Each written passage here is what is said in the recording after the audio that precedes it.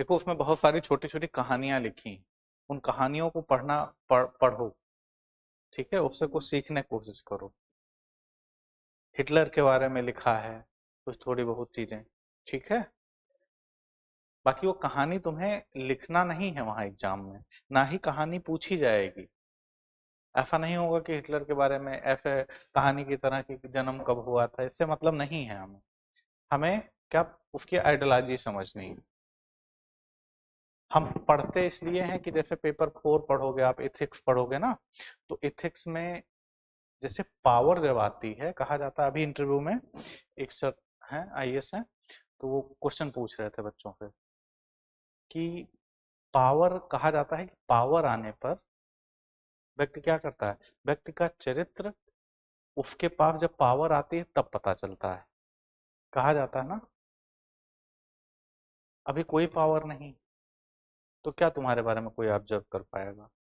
Power आने के बाद कौन उसको सही से इस्तेमाल करता है। जैसे पावर हिटलर को मिली, पावर हिटलर को मिली तो वर्ल्ड वार हो गया। पावर और किसी व्यक्ति को मिलेगी तो वो उसका कैसे यूज करेगा। गांधी को पावर मिली, गांधी ने आंदोलन खड़ा कर दिया, तो वो क्या है, वो चरित्र बता रहा है ना। तो सर ने पूछा कि दो एग्जाम्पल बताओ कि शक्ति किसी को दे दी जाए, पावर किसी को दे दी जाए, तो दो महान व्यक्तियों को बताओ, सकारात्मक और नकारात्मक काम जिसने किया हो। असली चरित्र उसी से पता चलेगा। तो दूसरा किसी को याद ही नहीं आ रहा था कि हम इसका नाम ले सकते हैं, हिटलर का।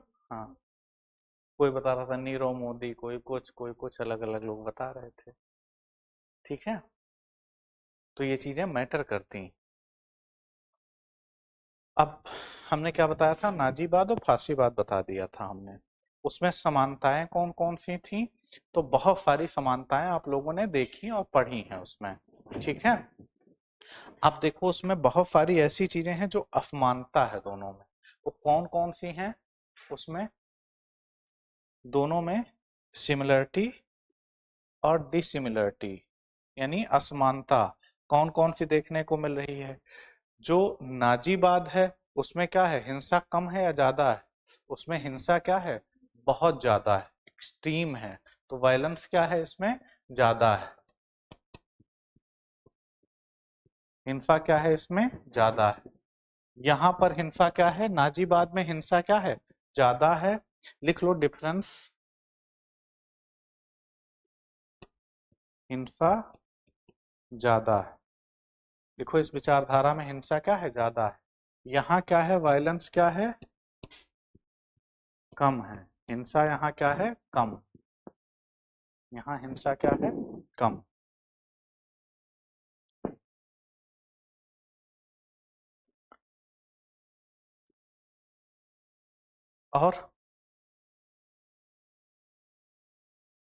और अंतर बताओ। यहाँ पर एक तो हिंसा ज्यादा है, दूसरा ये क्या कहता है कि समाज में क्या है कि कुछ लोग क्या हैं, श्रेष्ठ हैं। आर्यन थ्योरी ये क्या करता है, आर्यन थ्योरी को प्रोड्यूस करेगा, कहेगा कुछ लोग क्या हैं, आर्य हैं, वो श्रेष्ठ हैं, वही दुनिया पर शासन करेंगे। तो अपने यहाँ देश में कुछ लोगों को क्या बताता है कि नहीं श्रेष्ठ हैं, और सब लोग क्या हैं, निम्न हैं। ऐसी हायरार्की एक विकसित होती है। क्या विकसित होती है, एक हायरार्की विकसित होती है, राइट। वो हायरार्की यहाँ कम दिखाई देती है, कि जैसे वहां क्या, यहूदियों को या ज्यूस को क्या करना है, हमें फ्राई करना है या उनकी हत्या करनी, इसमें है, इस आइडियोलॉजी में, इसमें ये चीजें कम दिखाई देती। अंतर है ना। यहाँ जो फांसीवाद है इसमें धर्म का प्रभाव, रिलीजन, रिलीजन का प्रभाव क्या है, ज्यादा है। यहाँ क्या है, रिलीजन का प्रभाव ज्यादा होगा कि कम, कम होगा। यहाँ रिलीजन का प्रभाव क्या होगा, कम होगा।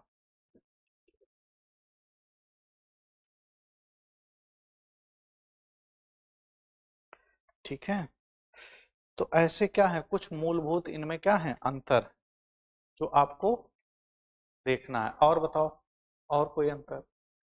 यहाँ मिलिट्राइजेशन कहाँ ज्यादा है, सैन्यीकरण कहाँ ज्यादा होगा? इसमें नाजीबाद में क्या है, मिलिट्राइजेशन, जो राज्य का रिसोर्स है उसको मिलिट्री पर्पज के लिए सबसे ज्यादा यूज कहाँ किया जाएगा, इसमें। तो यहाँ क्या है, सैन्यीकरण या मिलिट्राइजेशन यहाँ पर ज्यादा है।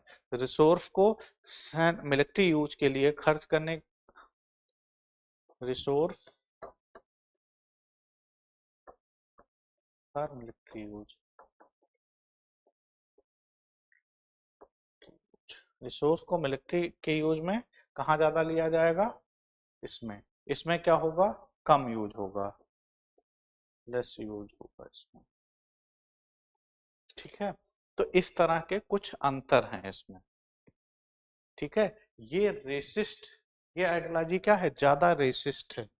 रेसिस्ट का मतलब नस्लवादी, रेसिस्ट का मतलब नस्लवादी। यहाँ रेफिज्म क्या है, रेसिज्म यहाँ कम है। नस्ल भेद क्या है इसमें, बहुत ज्यादा है। यहाँ नस्ल भेद क्या है, बहुत ज्यादा है, और यहाँ कम है इसकी तुलना में। ठीक है, यहाँ रिफॉर्म की बात की जाती है और वहां रिवाइवल की बात की जाती है। इसमें क्या होगा, इसमें नाजीबाद में क्या है, रिफॉर्म करेगा। वो क्या कहता है कि मैं रिफॉर्म करूंगा। तो इसमें इसको लिखा ना रेसिस्ट, रेफिज्म। रेफिज्म का मतलब समझ रहे हो, नस्लवाद कहाँ है, यहाँ ज्यादा है, यहाँ बहुत कम है। दूसरा हमने क्या बताया, ये रिफॉर्म की बात करेगा। ये किसकी बात करेगा, रिफॉर्म की, रिफॉर्म की बात करेगा, मतलब सुधार की बात करेगा कि हम क्या करेंगे, अर्थव्यवस्था में बहुत सारे, अर्थव्यवस्था में, सामाजिक संरचना में बहुत सारा सुधार करेंगे। तो ये सुधार की बात करेगा। और ये किसकी बात करेगा, टर्म लिखते चलना। ठीक है, ये सुधार की बात करेगा। और ये किसकी बात करेगा, रिवाइवल, रिवाइवल की बात। ऐसा नहीं है कि यहाँ रिफॉर्म नहीं है, लेकिन यहाँ रिफॉर्म पर ज्यादा जोर दिया जाएगा। ये भी कहता है कि हम वहां के गौरव को फिर से लौटाएंगे, ये भी कहता है। लेकिन क्या है, यहाँ रिफॉर्म ज्यादा है, रिवाइवल कम है। इसमें क्या होगा, रिवाइवल यहाँ पर क्या होगा, ज्यादा होगा। यहाँ रिफॉर्म ज्यादा होगा और यहाँ रिवाइवल। रिवाइवल का क्या मतलब होता है, पुनरुत्थान, पुनरुत्थान। इटली में क्या, हमने क्या बताया था, इटली बहुत प्राचीन शहर है। और क्या है वहाँ, आप देखोगे हिस्ट्री का कहीं ना कहीं रोमन चर्च का वहाँ है, तो बहुत सारी चीजें हैं, बहुत पुरानी है वहाँ पर जैसे आप देखोगे जो हेरिटेज साइट हैं यहाँ पर बहुत ज्यादा है। तो पुराना शहर है, पुराने रूप में विकसित हुआ है बहुत ज्यादा। तो वो लोग कहीं ना कहीं अपने सभ्यता संस्कृति से जुड़े हुए हैं। तो वो क्या करते हैं कि हम फिर से क्या करेंगे, यहाँ पर रिवाइवल करेंगे, पुनरुत्थान करेंगे। तो यहाँ पुनरुत्थान पर अधिक बल दिया गया, जबकि यहाँ पर क्या किस में था, सुधार पर अधिक बल दिया गया है। दोनों चीजें दोनों जगह, बात समझ पा रहे हो कि नहीं? दोनों चीजें, रिफॉर्म और रिवाइवल दोनों जगह है, लेकिन यहाँ रिफॉर्म पर ज्यादा बल दिया जाएगा और यहाँ रिवाइवल या पुनरुत्थान पर ज्यादा बल दिया जाएगा। ठीक है, ऐसे ही 5-6 अंतर आपको याद होने चाहिए। समानता, वही चीजें, समानता में क्या बताया था हमने, क्या क्या समानताएं हैं, दोनों एक जैसी विचारधाराएं हैं। नेशनलिज्म किस में ज्यादा होगा, एक पॉइंट और लिख लो, नेशनलिज्म, राष्ट्रवाद किस में ज्यादा होगा, नाजीवाद में। यहाँ राष्ट्रवाद क्या होगा, ज्यादा होगा। तो लिख लो नेशनलिज्म यहाँ ज्यादा है।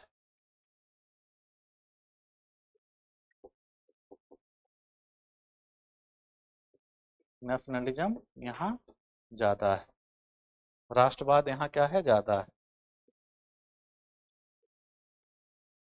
और यहाँ राष्ट्रवाद क्या है, कम है। नेशनलिज्म क्या है, यहाँ नेशनलिज्म क्या है, कम। ठीक है, यहाँ नेशनलिज्म क्या है, कम है दोनों जगह। देखो एक बात समझो, दोनों जगह दोनों विचारधाराओं की उत्पत्ति का कारण क्या है, एक्सट्रीम नेशनलिज्म, एक्सट्रीम नेशनलिज्म, अत्यधिक राष्ट्रवाद। लेकिन जब दोनों में तुलना की जाएगी तो यहां ज्यादा नजर आएगा। समानता की जब बात करेंगे तो हम ये कहेंगे कि दोनों जगह एक्सट्रीम राष्ट्रवाद है, एक्सट्रीम नेशनलिज्म। समानता की जब बात करेंगे, असमानता की बात करेंगे तो हम कहेंगे यहाँ क्या है, नेशनलिज्म ज्यादा है और यहाँ उसकी तुलना में, इसकी तुलना में थोड़ा सा कम है दोनों जगह एक्सट्रीम, लेकिन एक जगह थोड़ा ज्यादा ज्यादा है, एक जगह थोड़ा सा कम। बात समझ पा रहे हो? जैसे इतना अंतर समझ लो कि इनको मैं 5 किलो चावल दे दूं, उनको 4 किलो दे दूं, तो चावल तो दोनों जगह हमने दिया, ज्यादा और कम। ठीक है, इस तरह से अंतर समझ में आए? तो इतना अंतर है। समानताएं वही सारी चीजें, मिलिट्राइजेशन होगा और क्या होगा, राज्य के रिसोर्स को मिलिट्री के पर्पज के से यूज किया जाएगा। एक व्यक्ति का शासन होगा, राइट, एक व्यक्ति का शासन होगा दोनों जगह पर। डेमोक्रेसी नहीं मानी जाएगी, व्यक्तिगत स्वतंत्रता का कोई मतलब नहीं है, सारा रिसोर्स राज्य के लिए है।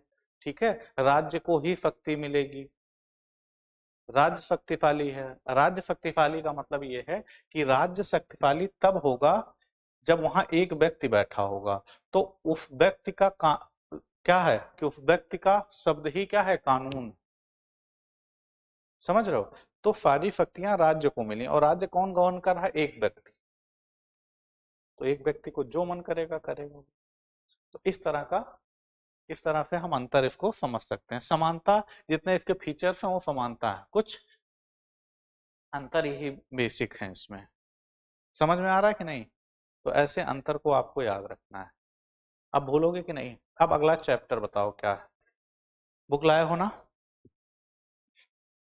जैसे देखो, इसमें है क्या महिलाओं के लिए भी क्रांति हुई, इसको पढ़ना। ठीक है, बेसिक चीजें मिलेंगी तुम्हें। दास प्रथा का उन्मूलन, ये सब तो बात हो। क्रांति की रोजाना जिंदगी, यूरोप में समाजवाद एवं रूसी क्रांति, सामाजिक परिवर्तन का युग। उसके बाद समाजवाद के समर्थक, वही सारी चीजें जो अभी तक हमने बात की, वही थोड़ा सा स्टोरी के फॉर्म में लिखा है। उसको पढ़ोगे तो चीजें और तुम्हें समझ में आएंगी। लेट जाओ, डिस्टर्ब नहीं होगा, क्लास चल रही है एक्चुअली। वो क्लास खाली है उसमें, PSIR वाली।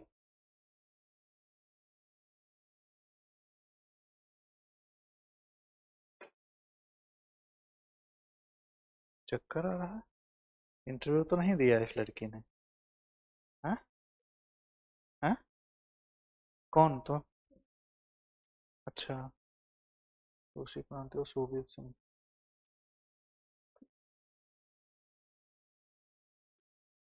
जैसे अच्छे हिटलर का उदय, बाइमर गणराज्य का जन्म, इसको पढ़ना। इसमें सारी चीजें जो बता चुके हैं वही सारी चीजें हैं। इसमें थोड़ा सा क्या किया है, इसने डाटा वाटा फैक्ट वैक्ट दिए हैं, वो पढ़ना है।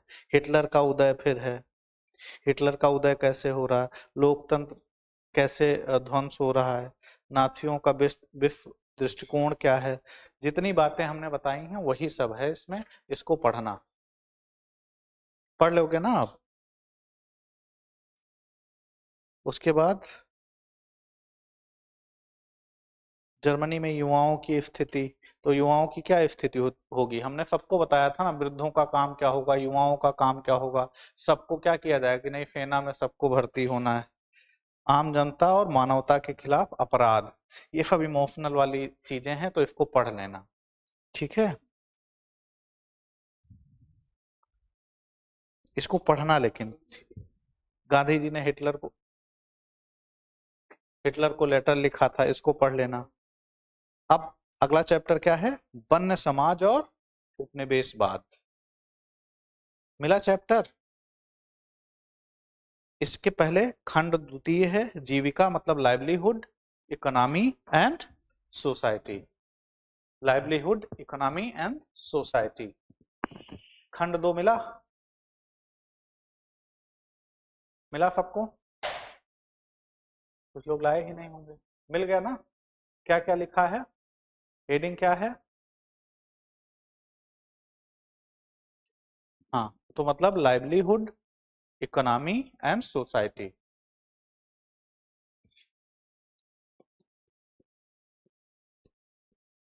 लाइवलीहुड, इकोनॉमी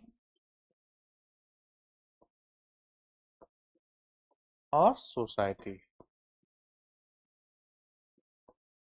ये 3 टर्म लिखे गए हैं। इसका क्या मतलब है? लाइवलीहुड से क्या मतलब है, जीविका से क्या मतलब है कि हम अपनी आवश्यकताओं की पूर्ति के लिए किन चीजों पर निर्भर हैं या कौन सा व्यवसाय कर रहे हैं। अब व्यवसाय को हम कैसे देखेंगे, तो हम देखेंगे इकोनॉमी से। लाइवलीहुड क्या इकोनॉमी का पार्ट है? जीविका किसका पार्ट है? अर्थव्यवस्था की का ही तो पार्ट है, राइट? तो ये क्या है, अर्थव्यवस्था से जुड़ा हुआ है। लाइवलीहुड, जीविका कितने तरह की हो सकती है? हो सकता है वो प्राइमरी सेक्टर का काम कर रहा हो, मतलब एग्रीकल्चर कर रहा हो, या हो सकता है क्या कर रहा हो, सेकेंडरी सेक्टर का काम कर रहा हो, यानी कुछ उत्पादन कर रहा हो, छोटे छोटे उद्योग हो, काटेज इंडस्ट्री हो, घरेलू स्तर पर कुछ उत्पादन करके बेच रहा हो। सपोज करो कोई बांस के उत्पाद बना रहा है, कोई टोकरी बना रहा है अलग अलग चीजों से, कोई रस्सी बनाने का काम कर रहा है। रस्सी कहाँ से आएगी? रस्सी कहाँ से आएगी? जो रस्सी जिससे बनाई जाती है वो कहाँ से मिलेगा? एग्रीकल्चर से। सन सुना है? सन, सनई सुना है? सुना है ना? उसमें क्या होता है, उसके जो रेसे होते हैं उनको निकाला जाता है, उस रेसे से रस्सी बनाई जाती है। ठीक है, तो कहीं बनाएंगे कहीं, वो किसका है? सेकेंडरी सेक्टर का काम है ना, राइट? ये कहाँ होगा? किसी समाज में होता होगा। तो क्या राजस्थान के लोग रस्सी बनाएंगे? मुझे बताओ, क्या राजस्थान के लोग रस्सी बनाएंगे? जैसे इंडिया है ये आपका छोटा सा, रस्सी बनाने का काम कौन करेगा? जहां उसका उत्पादन होगा ना, जूट, जूट जानते हैं ना? जूट, जूट का उत्पादन, जहां जूट से ही रस्सी बनाई जाती है ना, जूट से रस्सी बनाई जाती, काटन से कपड़े बनाए जाते हैं। समझ पा रहे हो इसको? तो काटन का, जूट का उत्पादन कहाँ होगा? जहां वर्षा ज्यादा होती है, वहां जूट का उत्पादन क्या होगा? वहां ज्यादा होगा। सन का उत्पादन कहाँ होता है? जहां वर्षा ज्यादा होती है। तो ऐसे इस तरफ से चलेंगे, जब ज्योग्राफी पढ़ रखी होगी, इधर जाने पर वर्षा की मात्रा क्या होती है? कम होती जाती है ना। इधर क्या है? राजस्थान है, राइट? वर्षा की मात्रा कम होती जा रही है। तो मैंने क्या कहा, क्या राजस्थान के लोग रस्सी बनाएंगे? तो नहीं बनाएंगे। कौन लोग बनाएंगे? जहां वर्षा ज्यादा होगी। वर्षा कहाँ ज्यादा होती है? पश्चिम पश्चिम बंगाल में, यहाँ पर बिहार में, कुछ यूपी का रेंज है, तो असम में वर्षा ज्यादा होती है। तो जहां ज्यादा वर्षा होगी वहां क्या उगाएंगे ये लोग? वहां उगाएंगे, क्या उगाएंगे? किस? जूट, जूट का कल्टीवेशन करेंगे। तो जूट कल्टीवेशन, ये सोसाइटी क्या करती है? जूट का कल्टीवेशन करती है। जूट कैसी क्राप है? तो हम कहते हैं कैश क्राप है। जूट खाओगे? खाओगे है नहीं। उसको क्या करो? रस्सी बनाओगे, बेचोगे, या जूट को ही बेच लोगे। ठीक है, तो वो क्या है? प्राइमरी सेक्टर है। वो प्रोडक्ट कहाँ से आ रहा है? प्राइमरी सेक्टर से। यूज कहाँ हो रहा है? सेकेंडरी सेक्टर में यूज हो रहा है। हो रहा है ना? तो समाज, ये समाज, यहाँ का समाज कैसा होगा? कृषक समाज होगा। और यहाँ की एक्टिविटी कौन सी होगी? अगर वो जूट उत्पादन कर रहा है तो एक्टिविटी क्या है? जूट उत्पादन कर रहा, उससे रस्सी बना रहा, तो वो सेकेंडरी सेक्टर की एक्टिविटी हो गई ना, उद्योगों की एक्टिविटी हो गई। समझ पा रहे हो कि नहीं बात को? उद्योगों की एक्टिविटी हो गई। तो ये जो जीविका है इस क्षेत्र में क्या है? जूट का उत्पादन करना, राइट? इकोनॉमी में कौन से सेक्टर में ये मदद करेगा? सेकेंडरी सेक्टर में मदद करेगा। समझ पा रहे हो कि नहीं बात को? अब ये इस क्षेत्र की विशेषता, इस क्षेत्र के समाज की विशेषता क्या है? कि जूट का उत्पादन करना, और क्या करना? जूट के उत्पादन के साथ क्या करना? इस क्षेत्र में कौन सी फसल होगी? वर्षा ज्यादा हो रही है तो जूट का उत्पादन हो रहा था। और धान की खेती बहुत होती है पश्चिम बंगाल में। धान की एक साल में 3 फसलें लेते हैं वो लोग, राइट? 3 फसल लेंगे, तो वहां धान की खेती हो रही है। और देखो, बर्फा ज्यादा होगी तो तालाब क्या होंगे, भर जाएंगे, प्राकृतिक तालाब पाए जा रहे हैं, तो वहां जूट की खेती हो रही है, जूट कल्टीवेशन। दूसरा क्या होगा, राइस कल्टीवेशन। तीसरा क्या होगा वहां, फिश, हाँ ठीक है, फिशरीज। तो ये सब क्या कर रहे हैं, वहां के सोसाइटी का फीचर है ना, सोसाइटी की इकोनॉमिक एक्टिविटी और लाइवलीहुड का साधन है ये। क्यों साधन है, क्योंकि क्लाइमेटिक कंडीशन क्या कर रही है, इसी चीज को अलाउ कर रही है। तो एक तो जीविका किसके साथ जुड़ गई, ये क्रॉप पैटर्न है, ये किससे जुड़ रही, इकोनॉमी से। तो पूछा जाए यहाँ के इकोनॉमी की खास बात क्या है, तो हम कहेंगे जूट का कल्टीवेशन होता है, राइस का कल्टीवेशन और फिशरीज, क्योंकि प्राकृतिक तालाब पाए जा रहे हैं, बर्फा ज्यादा हो रही है। तो यहाँ के सोशियो इकोनॉमिक कंडीशन को कौन डिसाइड कर रहा है, क्लाइमेट डिसाइड कर रहा है, राइट। उसी आधार पे किसी क्षेत्र की जीविका का हम लोग निर्धारण करते हैं। फिर पूछा जाएगा क्या हर समय में एक ही चीजें होंगी, तो कहा जाएगा नहीं, समय के साथ चीजें क्या होती हैं, परिवर्तित होती हैं। समय के साथ चीजें क्या होती हैं, परिवर्तित होती हैं। जैसे जैसे विकास होता है समाज का, ये स्वरूप क्या होता है, बदलता है।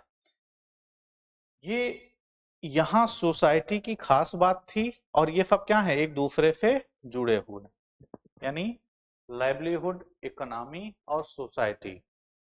हम कहेंगे कैसा समाज है, तो हम कहेंगे कैसा, कृषक समाज, समाज या agrarian society, agrarian society.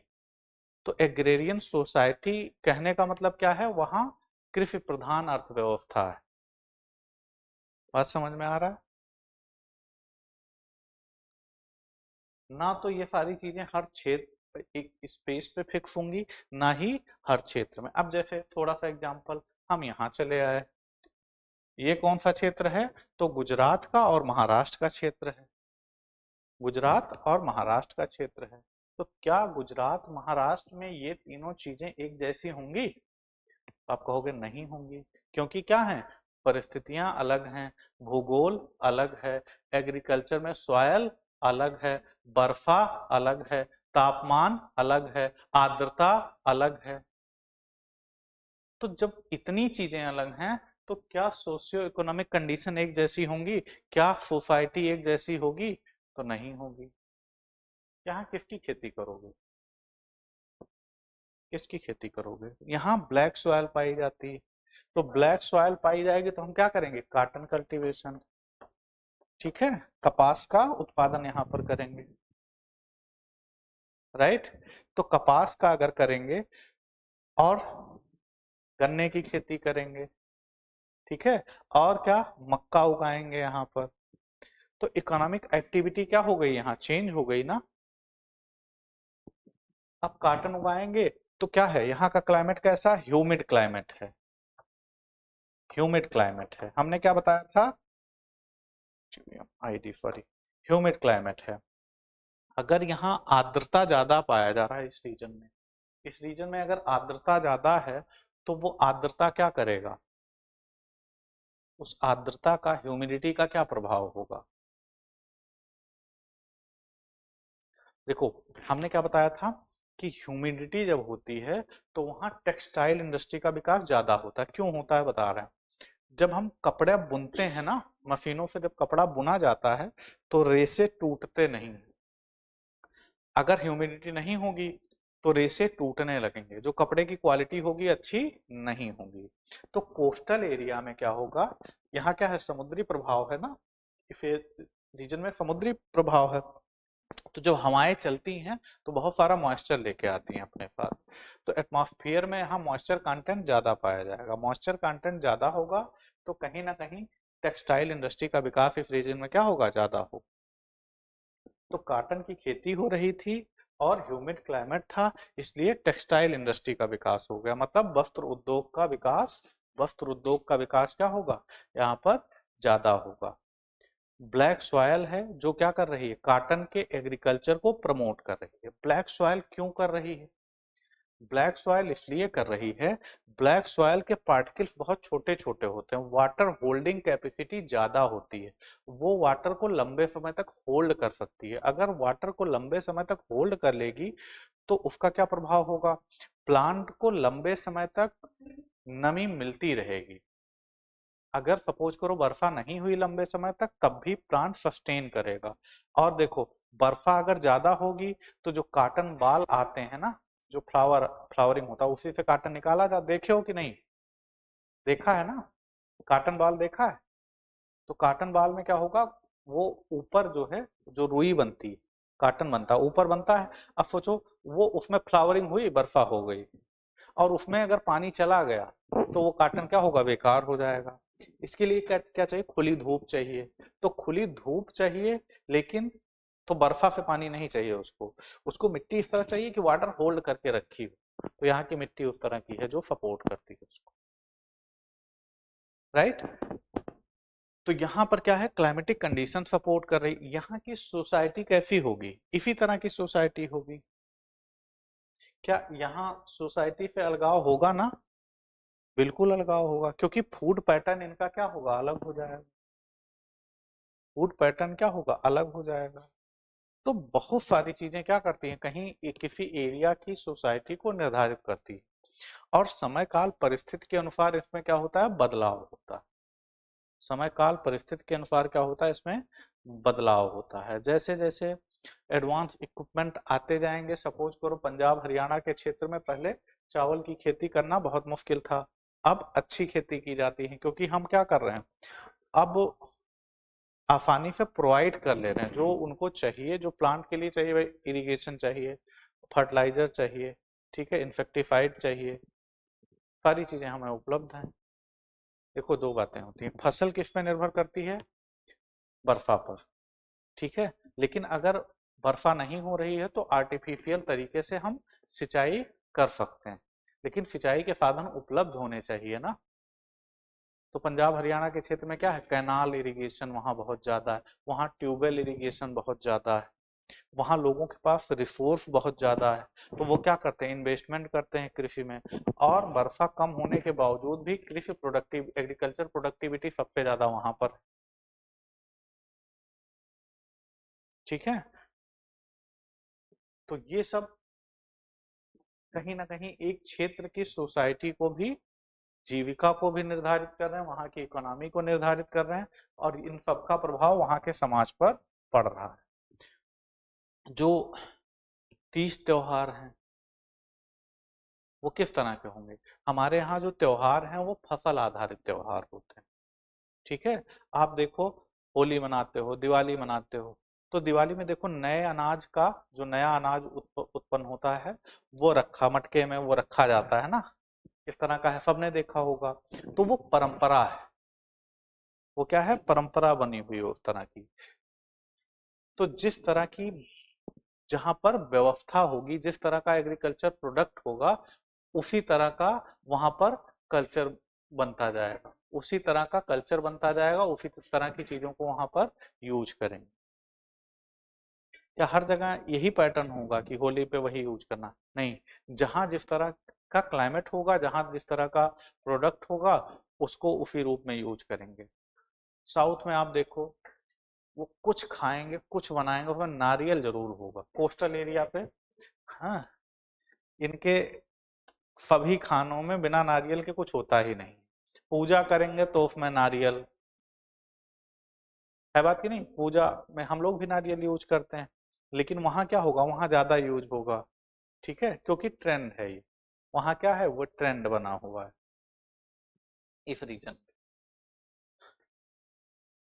Food pattern में चटनी, बिना उनका खाना बिना उस नारियल की चटनी के पूरा नहीं होगा।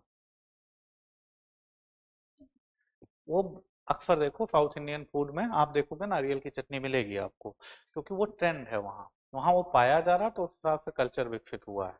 कोस्टल एरिया में चावल की खेती होगी, तो आप देखो चावल के उत्पाद वो लोग बहुत खाते हैं, ठीक है, रोटी इस तरफ नहीं खाते होते हैं, वो चावल की भी रोटी बनाएंगे, वो चावल के प्रोडक्ट बहुत ज्यादा खाएंगे, क्योंकि यहाँ पर कोस्टल एरिया में चावल का उत्पादन क्या है, ज्यादा। तो सोसाइटी उसी हिसाब से निर्मित होती है जिस तरह की ज्योग्राफी है। सोसाइटी वहाँ की जीविका और इकोनॉमी का एक तरह से सम्मिलित स्वरूप है। राइट, इतना समझ में आया? और देखो क्या है अगला चैप्टर। ये इंट्रो था इसका, इसको पढ़ के आना। इसमें अलग लिखा है लेकिन तुम लोग पढ़ना, ये मैंने समझाने के लिए बताया। अगला, वन्य समाज और उपनिवेशवाद। ठीक है, ठीक है। इसका क्या मतलब है? वन्य समाज का क्या मतलब है? हम्म, वन्य समाज में कौन लोग रहते हैं? ज्यादातर ट्राइबल कम्युनिटीज रहती हैं वहां पर। जंगलों में कौन रहता है? ज्यादातर, ज्यादातर ऐसा नहीं कि हम लोग नहीं रहते हैं या और लोग नहीं रहते हैं, ज्यादातर ट्राइबल कम्युनिटी वनों में रहती हैं। और क्या दूसरा शब्द क्या यूज कर रहे हैं ये लोग? उपनिवेशवाद। वन्य समाज एंड कोलोनिज्म, यानी उपनिवेशवाद। तो वन्य समाज और उपनिवेशवाद क्यों जुड़ा हुआ है? हम्म, क्यों जुड़ा हुआ है वन्य समाज और उपनिवेशवाद? कोई मतलब होगा जुड़ने का ना। क्या उपनिवेश, जब अंग्रेजों ने इसको उपनिवेश बनाया, भारत को उपनिवेश बनाया, तो क्या इन पर भी प्रभाव पड़ा था उसका? ये तो अलग थलग रह रहे थे, जंगलों में रह रहे थे, डिजर्ट एरिया में रह रहे थे। हाँ, तो इनके ऊपर क्या प्रभाव पड़ा उसका? हाँ, कौन काट रहा था पेड़? अंग्रेज पेड़ काट रहे थे, पेड़ काटने आए थे वो। हाँ, लेकिन उन्हें क्या करना था? एक्सप्लॉइट करना था ना। एक्सप्लॉइट करने के क्रम में वो क्या कर रहे थे? डिफॉरेस्टेशन कर रहे थे। एक्सप्लॉइट करने के क्रम में देखो, एक बात समझो पहले, जो वनों में कम्युनिटी पाई जाती है, वहां क्या है, जो रिसोर्स होते हैं फॉरेस्ट के, उस पर कम्युनिटी राइट होता है। एक व्यक्ति का अधिकार नहीं होता, समुदाय का अधिकार होता है। ठीक है, वहां के रिसोर्स पर किसका अधिकार होता है? समुदाय का अधिकार होता है।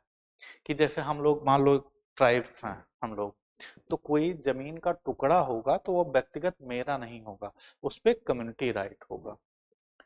और अंग्रेज आए तो वो राइट्स क्या करते हैं? खत्म करने का प्रयास करते हैं। क्यों? क्योंकि उन्हें एक्सप्लॉइट करना था जंगलों को। तो ऐसा नहीं था कि वनवासियों का शोषण नहीं हो रहा था, एक्सप्लॉइटेशन नहीं हो रहा था, हो रहा था।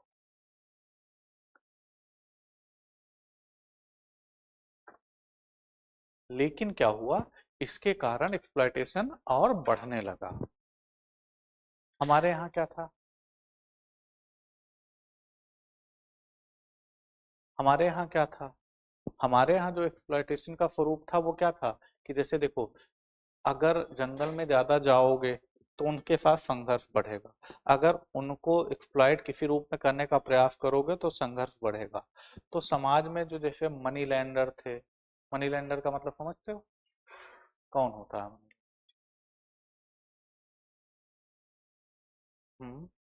Land holder. फिर लैंड होल्डर कौन होता है?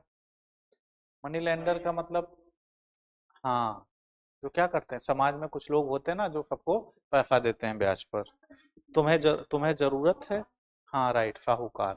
ठीक है, मनी लैंडर का मतलब साहूकार। और दूसरा क्या है? जमींदार, लैंड होल्डर। ठीक है, तो लैंड होल्डर जो हैं वो जमींदार हैं, और दूसरा का क्या है? मनी लैंडर मतलब साहूकार। तो साहूकार और दोनों क्या करते थे? इनको एक्सप्लॉइट करते थे। इनको क्या करते थे? एक्सप्लॉइट करते थे। तो थोड़ा बहुत एक्सप्लॉइटेशन इनका हो रहा था, ऐसा नहीं है। उसी में बीच में अंग्रेज आ गए। तो अंग्रेज आएंगे तो अंग्रेज भी एक्सप्लॉइट करना शुरू कर देंगे इनका। और अंग्रेज एक्सप्लॉइट करना शुरू कर देंगे तो क्या होगा? विवाद होगा। अंग्रेज क्या करेंगे? अंग्रेज कहेंगे कि हमें बागानी खेती करनी, प्लांटेशन क्रॉपिंग करनी, चाय के बागान लगाने हैं, हमें रबड़ की क्रॉपिंग करनी है, रबड़ के बागान लगाने हैं। राइट, इसके लिए उनको क्या चाहिए? लेबर चाहिए, चीप लेबर्स चाहिए। तो इन ट्राइब्स को लेबर के रूप में यूज करेंगे। इन उनको क्या चाहिए? जमीन चाहिए। तो वो जमीनें वो अपने खेती के लिए यूज करेंगे। इंक्रोचमेंट क्या होगा, जंगलों में अंग्रेजों का बढ़ जाएगा। जो इनके फॉरेस्ट राइट हैं वो क्या करेंगे, धीरे धीरे समाप्त करने लगेंगे। जो ये वन के उत्पाद होते हैं उस पर तमाम तरह के टैक्स लगा देंगे। तो टैक्स लगाएंगे तो क्या ये बर्दाश्त करेंगे उसको? कुछ हद तक तो बर्दाश्त करेंगे। उसके बाद क्या होगा, ये विद्रोह करने लगेंगे। और चूंकि इनकी जो निर्भरता है वो किस पर है, वन उत्पादों पर है। इनकी निर्भरता किस पर है, वन उत्पादों पर है। ठीक है, ये वन से क्या करेंगे, पत्ते इकट्ठा करेंगे और उससे क्या करेंगे, बीड़ी बनाएंगे। बीड़ी में वो जो बीड़ी पियो कि नहीं, हाँ कभी पियो?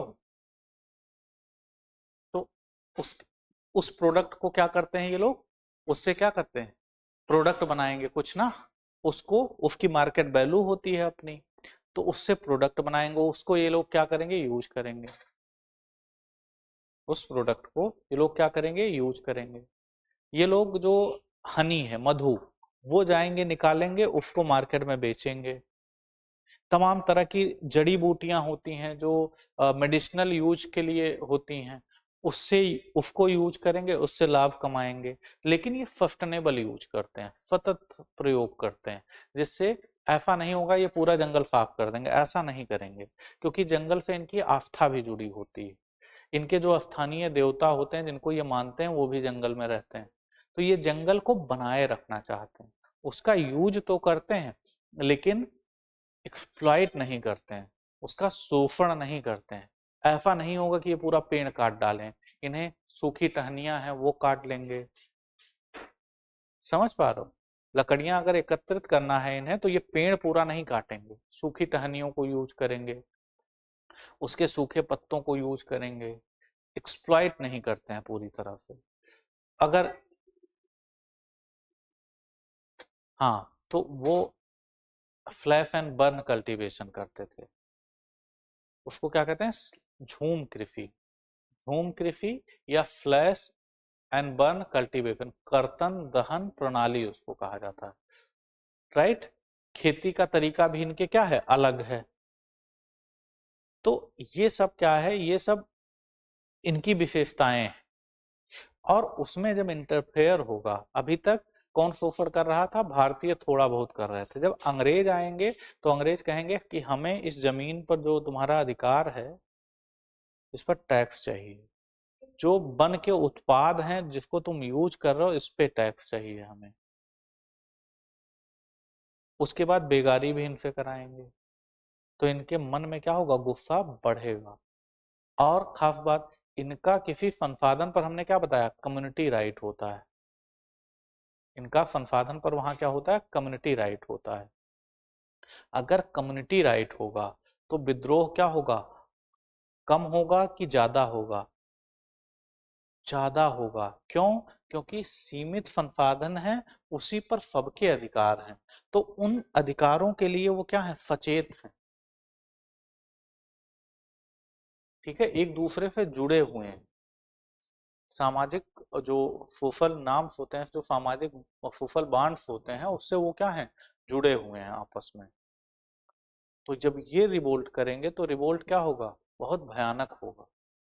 क्योंकि बहुत संगठित हैं ये, और संगठित तरीके से विरोध करेंगे। हथियार क्या यूज करेंगे ये लोग, कैसे हथियार यूज करेंगे? हथियार इनके जो परंपरागत तीर धनुष हो गया, कुल्हाड़ी हो गई, ठीक है, भाला हो गया, जो जो ये लोग जंगलों में यूज करते हैं मेनली, वही हथियार ये यूज करेंगे। तो कहीं ना कहीं ये सब कारण क्या बनेंगे, ये सभी कारण बाद में अंग्रेजों के खिलाफ क्या करेंगे, एक बड़ी चुनौती पेश करेंगे।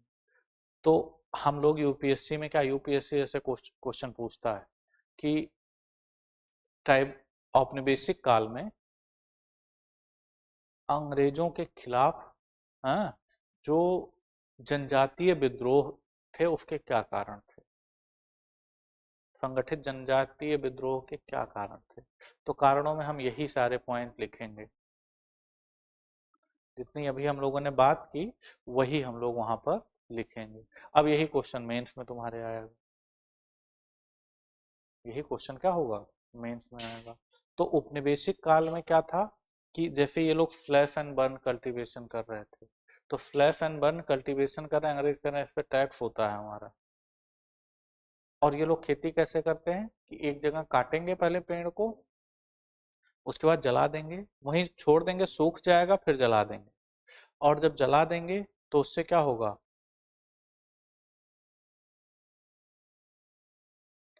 जो जो न्यूट्रिएंट्स होते हैं, पोषकता होती है प्लांट्स में, वो क्या होगा, मिट्टी में मिक्स हो जाएगी। और फिर ये वहां कुछ दिन खेती करेंगे, कुछ दिन खेती करेंगे और मल्टीपल क्रॉपिंग करते हैं, मतलब कई फसलें एक ही पैच में क्या करेंगे, कई फसलें थोड़ा थोड़ा करके ये वहां बोएंगे। उसके बाद उसको यूज करेंगे, 6-7 साल 8 साल खेती करेंगे, जब उसकी प्रोडक्टिविटी सॉइल की कम हो जाएगी तो वो पैच छोड़ देंगे, कहीं और उसी प्रक्रिया को अपनाएंगे, वहां करेंगे। तो इससे फायदा क्या है, फायदा ये है कि धीरे धीरे वेजिटेशन वहां ग्रो होने लगती है, धीरे धीरे वो क्षेत्र फिर जंगल में क्या होगा, कन्वर्ट हो जाएगा। और फायदा क्या है, ये केमिकल फर्टिलाइजर यूज नहीं करते। और फायदा क्या है, ये मल्टीपल क्रॉपिंग करते हैं, कई फसलों को एक साथ ये बोते हैं, जिससे क्या होता है, विविधता, हमारी जो फसलीय विविधता है वो बनी रहती है, सॉइल का नेचर अच्छा रहता है। अभी हम लोग जब समाधान की बात करते हैं तो हम बात करते हैं कि मल्टीपल क्रॉपिंग हमें भी करनी चाहिए, वो सतत विकास के लिए क्या है, आवश्यक है। क्लाइमेट के अनुरूप खेती करनी चाहिए, ऐसा नहीं कि जहाँ पानी कम है, जहाँ वर्षा कम हो रही है, वहाँ क्या कर रहे हैं, हम राइस उगा रहे हैं, तो राइस उगाएंगे तो उसका नुकसान होगा, ग्राउंड वाटर को ज्यादा एक्सप्लॉइट करेंगे, राइट। तो ये कहीं ना कहीं क्या है, क्लाइमेट के अनुरूप खेती कर रहे थे, लेकिन अंग्रेज जब हर चीज का क्या करेंगे, विरोध करेंगे, इन चीजों का विरोध करेंगे, तो ये क्या कहेंगे कि ये अंग्रेज हमें अब बर्दाश्त नहीं। उसी में कोई लीडर आएगा, बिरसा मुंडा, ठीक है, वो क्या कहेगा कि उनको जो है, हाँ इनको काम खत्म करो फिर। और वो बहुत संगठित होकर विद्रोह करते हैं, राइट। तो भारत के अलग अलग क्षेत्रों में अलग अलग समय में ट्राइबल रिवोल्ट जो है होते रहे, और उन सबके केंद्र में कहीं ना कहीं क्या था, एक्सप्लॉयटेशन था, ठीक है। बागानी खेती करने के लिए अंग्रेज क्या कर रहे थे, जंगलों को काट रहे थे। माइनिंग करने के लिए अंग्रेज क्या कर रहे थे, जंगलों को काट रहे थे।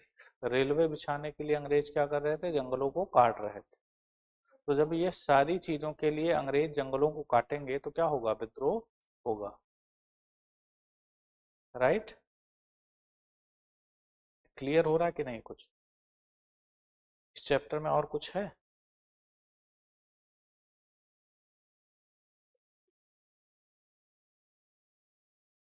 ये तो अगली हेडिंग, वनों का विकास क्यों।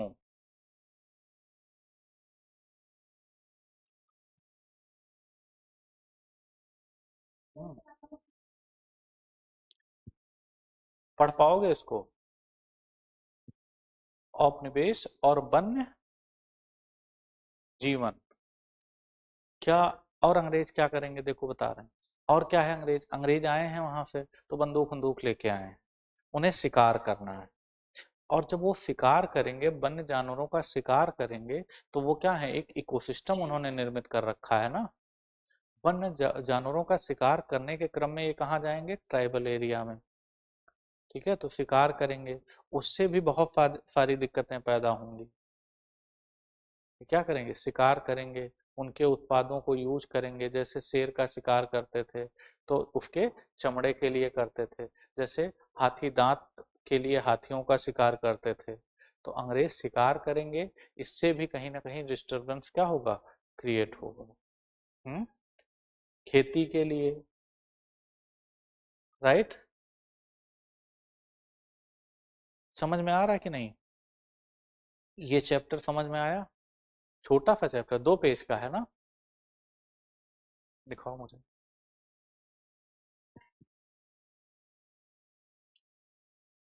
वन्य समाज और उपनिवेशवाद। उपनिवेशवाद का क्या मतलब था? हम्म उपनिवेशवाद का मतलब क्या था?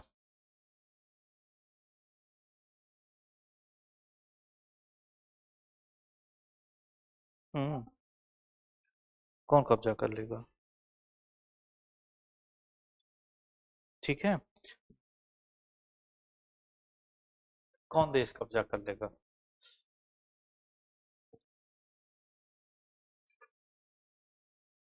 हम्म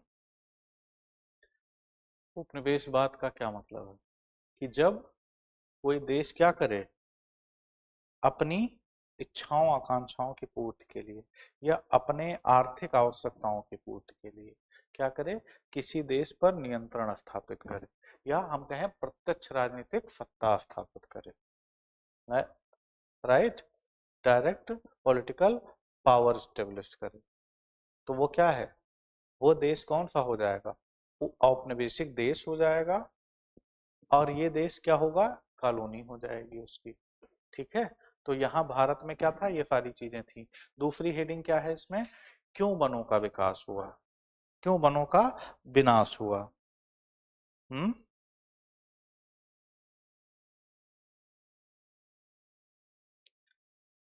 क्यों वनों का विकास हुआ, लिखो इसमें। हेडिंग पहले क्या है? हम्म व्हाई डिफॉरेस्टेशन।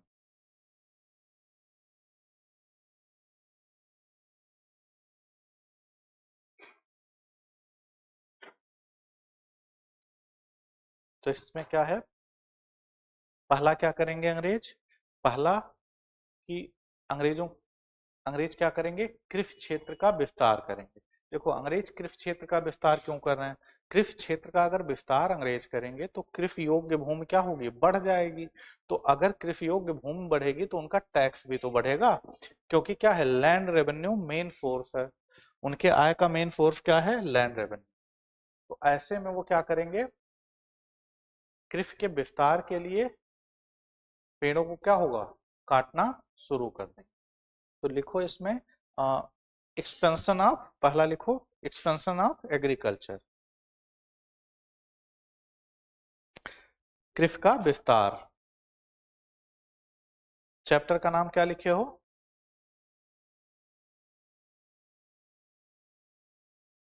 अबे तुम वही हो, मैंने क्या बताया, क्यों हाँ, व्हाई डिफॉरेस्टेशन, वनों का विनाश क्यों, हेडिंग लिखा है ना तुम्हारे में, उसी पे हम बात कर रहे हैं, वनों का विनाश क्यों हो रहा है, व्हाई डिफॉरेस्टेशन। लिखो हेडिंग, वनों का विनाश क्यों, ऐसे क्वेश्चन मार्क लगाओ जैसे तुम्हारे एनसीईआरटी में लिखा है। इसको पढ़ के आओगे ना, तो लिखो पहली हेडिंग इसमें, एक्सपेंशन ऑफ एग्रीकल्चर, कृषि का विस्तार।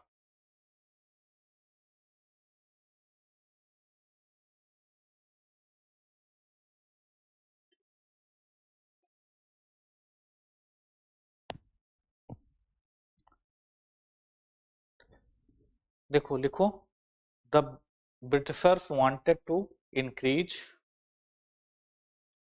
There revenue by promoting agriculture.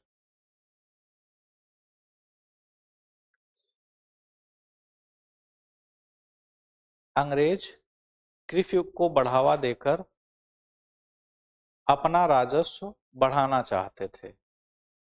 अंग्रेज कृषि को बढ़ावा देकर अपना राजस्व बढ़ाना चाहते थे।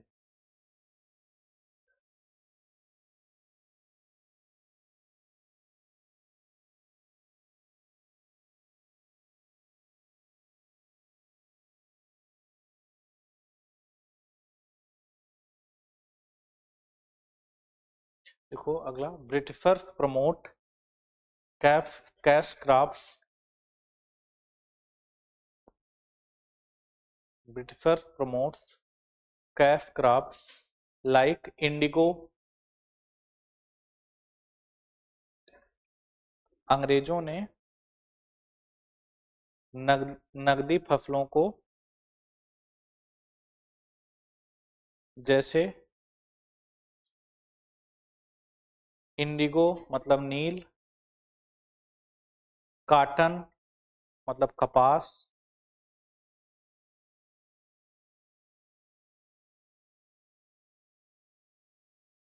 And T promotes British promotes cash crops like indigo, cotton and tea. अफीम तो बहुत अफीमित क्षेत्र पर था, ठीक है, बिहार उहार में थोड़ा बहुत कराते थे, ऐसा नहीं था कि ये अफीम बहुत बड़े पैमाने पर था, ठीक है, बिहार का कुछ एरिया था वहां अफीम, लेकिन नील की खेती बड़े पैमाने पे की जाती थी, ठीक है। काटन, टी, चाय की खेती, ये सब क्या कर रहे थे, बड़े पैमाने पर कर रहे थे। इसके लिए क्या किया इन्होंने, कृषि क्षेत्र का विस्तार किया। तो जब कृषि क्षेत्र का विस्तार करेंगे तो क्या होगा, डिफॉरेस्टेशन बढ़ेगा। जैसे नीलगिरी के क्षेत्र में, जैसे असम के रीजन में उन्हें किसकी खेती करनी थी, क्योंकि नीलगिरी का रीजन, असम का रीजन किसके लिए सुटेबल है, चाय के कल्टीवेशन के लिए, राइट, चाय के प्लांटेशन क्रॉप के लिए, है ना। तो वहां पर कहाँ कहाँ, असम, पश्चिम बंगाल का दार्जिलिंग क्षेत्र और नीलगिरी हिल्स। नीलगिरी हिल्स कहाँ है, वेरी गुड, हाँ, ट्राई जंक्शन पर, वेरी गुड, तमिलनाडु, केरला, कर्नाटक के ट्राई जंक्शन पर।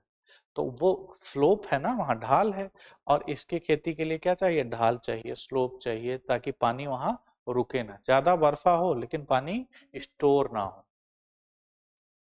और कैसी सॉइल होनी चाहिए, एसिडिक सॉइल होनी चाहिए, तो इस एरिया में एसिडिक सॉइल भी पाई जाएगी। तो वो वहां पर किसको बढ़ावा दे रहे हैं, चाय की खेती को बढ़ावा दे रहे थे। नील की खेती कुछ जगहों पे करा रहे थे, जैसे बिहार का एरिया है, ठीक है, और कुछ जगहों पर नील की खेती करा रहे थे, बिहार, पश्चिम बंगाल, ये सब क्षेत्र है, तो नील की खेती अंग्रेज करा रहे थे यहाँ पर। तो इसके लिए क्या हो रहे थे, वृक्षों को काटा जा रहा था।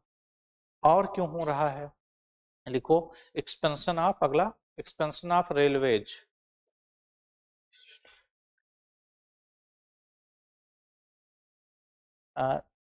इंडिगो, काटन एंड टी, लिखा नहीं तुमने, Britishers promotes Indigo, cotton and T cultivation in India.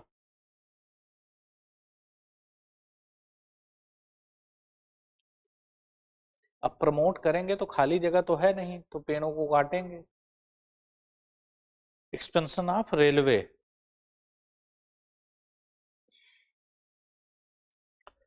लिखो, the British introduce railways in India,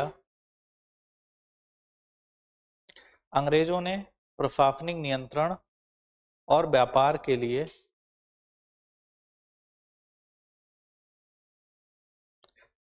the Britishers introduce railways in India for administrative control and trade.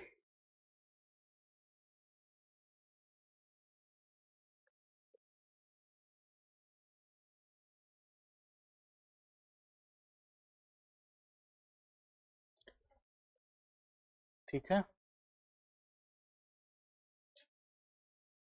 क्या लिखा, the Britishers introduce railways in India for administrative control and trade, अंग्रेजों ने प्रशासनिक नियंत्रण और व्यापार के लिए भारत में रेलवे की शुरुआत की।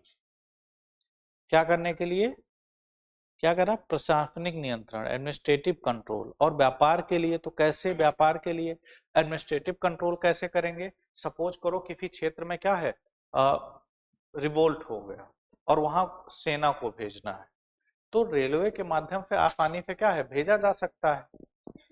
तो एडमिनिस्ट्रेटिव कंट्रोल बनाने के लिए कि भारत को क्या करना है, रेलवे से कनेक्ट कर देना है, और वो रेलवे क्या करेगा, भारत को कहीं ना कहीं जोड़ कर रखेगा ना, भारत के सभी क्षेत्रों को क्या करेगा, जोड़ कर रखेगा। और पोर्ट एरिया, यहाँ पोर्ट है, यहाँ पोर्ट है, तो इस पोर्ट एरिया को भी क्या करेगा, ये रेलवे आसानी से कनेक्ट करेगा। तो एक तो क्या होगा कि आसानी से सेना को देश के अलग अलग क्षेत्रों में पहुंचाने के लिए, ताकि रिवोल्ट को क्या किया जाए, दबाया जा सके, पॉलिटिकल कंट्रोल को स्टेब्लिश किया जा सके। राइट। दूसरा दूसरा क्या कर रहे हैं, ट्रेड का क्या मतलब हुआ, ट्रेड कहाँ पे करना है कि यहाँ पे सपोज करो, जैसे देखो एक बात समझो, इन लोगों ने, तुमने क्या नाम है, काठगोदाम का नाम सुना होगा, काठगोदाम सुना है कि नहीं, उत्तराखंड में काठगोदाम स्टेशन, ठीक है। जब उत्तर प्रदेश और उत्तराखंड जब एक ही में हुआ करता था, तो काठगोदाम अंग्रेज क्या करते थे कि काठगोदाम का मतलब काठ का गोदाम, वहां क्या करते थे, पहाड़ी क्षेत्रों से लकड़ियां काटी जाती थी, पेड़ काटे जाते थे और वहां पर स्टोर किए जाते थे, और उसको क्या किया जाता था फिर पोर्ट पर, यहाँ यहाँ पर काठगोदाम स्टेशन है यहाँ, तो यहाँ स्टोर की जाती थी पहाड़ों की लकड़ियां, उत्तराखंड में है, और उसको क्या किया जाता था, पोर्ट पर लाया जाता था, और यहाँ पोर्ट से उसको ब्रिटेन ले जाया जाता था। समझ पा रहे हो, तो लकड़ी ले जाते थे, लकड़ी चोरी कर रहे थे। अब देखो बात क्या हो रही है वास्तव में, कि यहाँ से ले जा रहे हैं, एक तो वहां ले जा रहे हैं, दूसरा क्या कर रहे हैं कि उसी लकड़ियों से क्या होता था, पटरियां जो लोहे की पटरियां होती हैं, तो उनको फिट करना होता है ना, तो वो जो नीचे क्या होती है, लकड़ियां होती हैं, लकड़ियों पर पटरियां फिट की जाती हैं, राइट। तो उसके लिए अच्छी क्वालिटी की लकड़ियां चाहिए थी।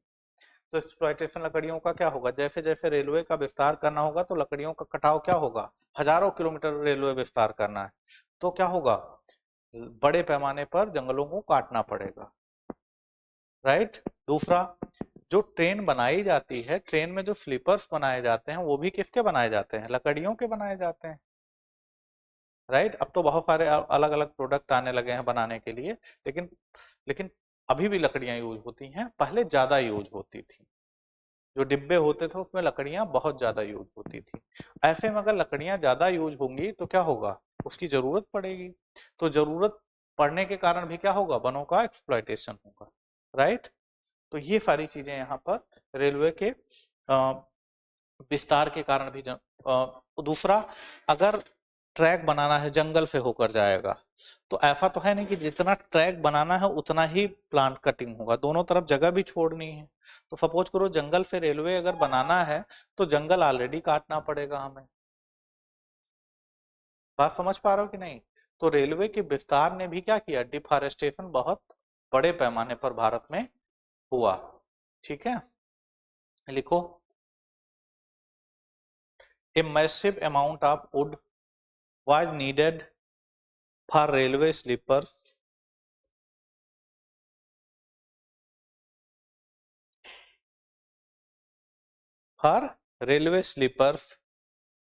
to lay the tracks, पटरियां बिछाने के लिए रेलवे स्लीपर्स हेतु भारी मात्रा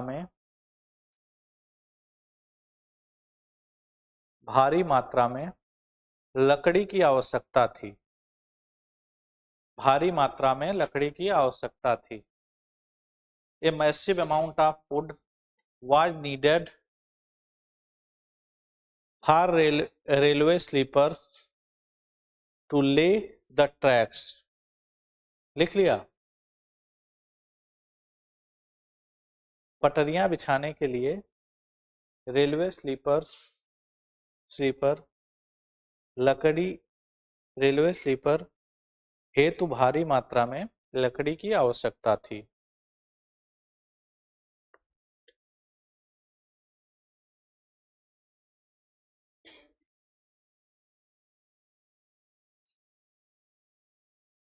लिखो आगे, to meet this demand, to meet this demand,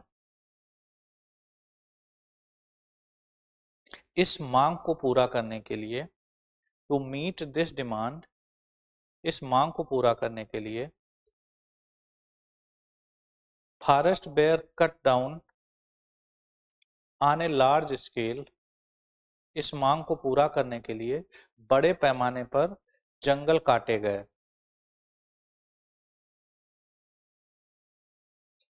forest were cut down on a large scale, specially in Himalayas and central India. बड़े पैमाने पर जंगल काटे गए, खासकर हिमालय और मध्य भारत में।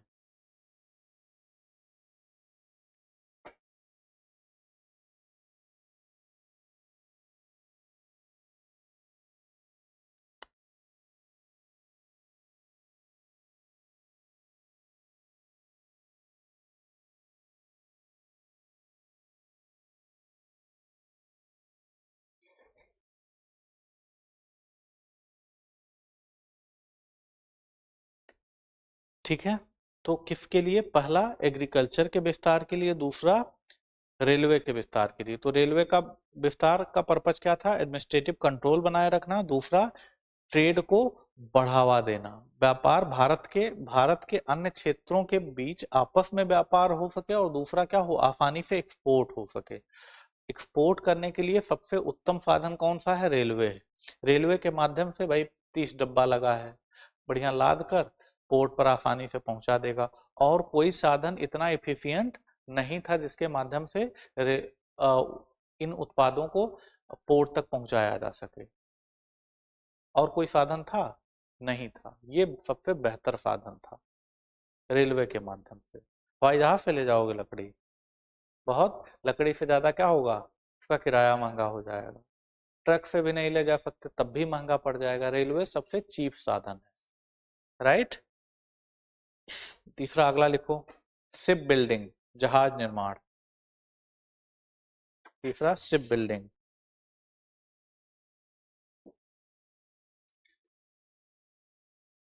देखो, Britain was a major naval power. Britain एक प्रमुख नौसैनिक शक्ति था।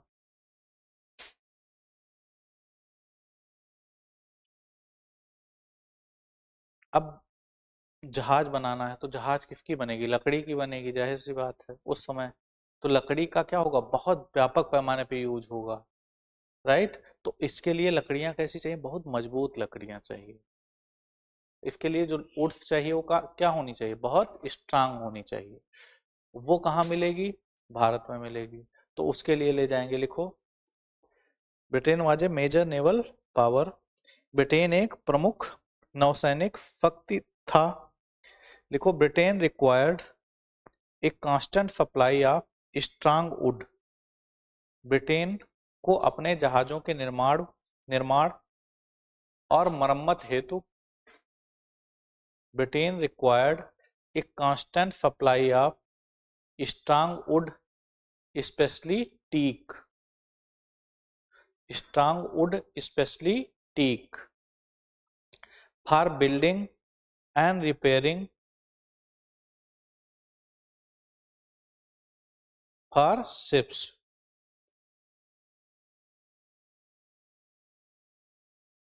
ब्रिटेन को अपने जहाजों के निर्माण और मरम्मत के लिए मजबूत लकड़ी, खामा, विशेषकर सागौन की निरंतर आपूर्ति की आवश्यकता थी। विशेषकर सागौन के निरंतर आपूर्ति की आवश्यकता थी। Building and repairing ships. लिखो, Indian forest particularly in the Western Ghat. इस उद्देश्य के लिए भारतीय वनों,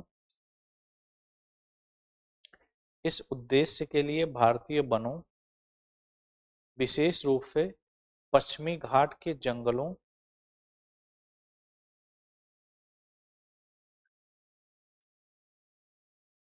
इस उद्देश्य के लिए वनों, विशेष रूप से पश्चिमी घाट के जंगलों का बड़े पैमाने पर दोहन किया गया।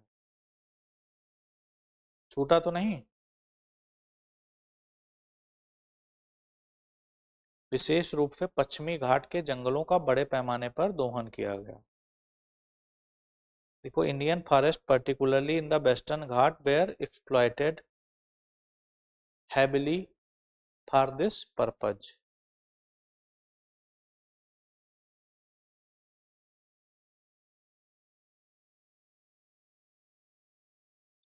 यहाँ क्या था कि हमें लकड़ियां बहुत ज्यादा चाहिए थी, मतलब हमें नहीं ब्रिटेन को चाहिए थी। और कैसी वुड चाहिए थी? हार्ड वुड चाहिए थी। हार्ड वुड कहाँ मिलता?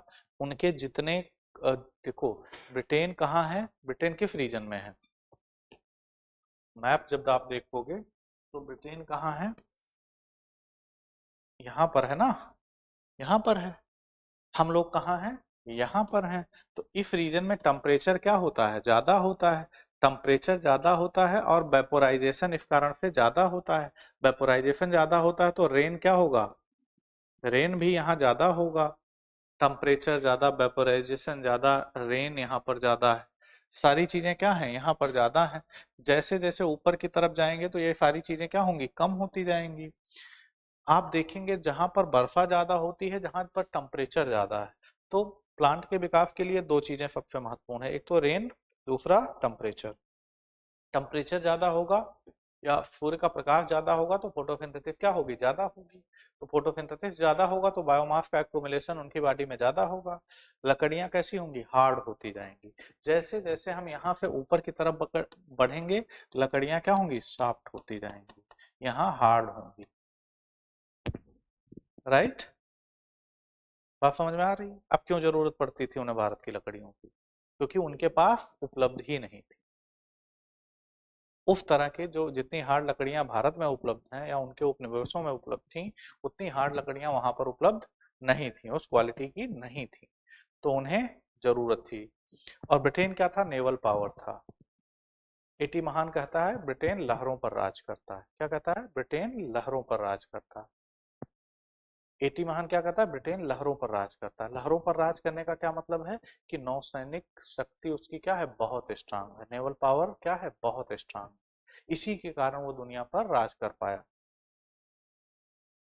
राइट? अब वो राज कर रहा था, जिम्मेदार कौन थे? हम लोग। राइट? ऐसा नहीं कि वहां उनके यहाँ नहीं लकड़ियां हैं बनाने लायक, लेकिन हमारे यहाँ ज्यादा अच्छी थी। तो यहाँ से क्या थी? परमानेंट डिमांड बनी रहती थी। तो काठ गोदाम क्यों बनाया गया था उत्तराखंड में? सिर्फ क्या करना था? काट कर स्टोर करते थे और यहाँ से ट्रेन पर लादा जाता, ट्रेन से पोर्ट पर, पोर्ट से शिप के थ्रू ब्रिटेन। ठीक है? यहाँ तक कोई doubt? Were exploited heavily for this purpose. Clear हो रहा? कोई डाउट यहाँ तक? अगला, कॉलोनियल फॉरेस्ट पॉलिसी, औपनिवेशिक वन नीतियां।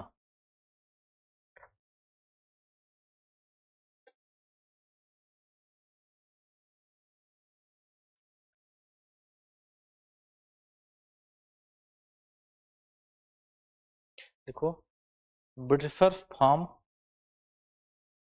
फॉरेस्ट एक्ट,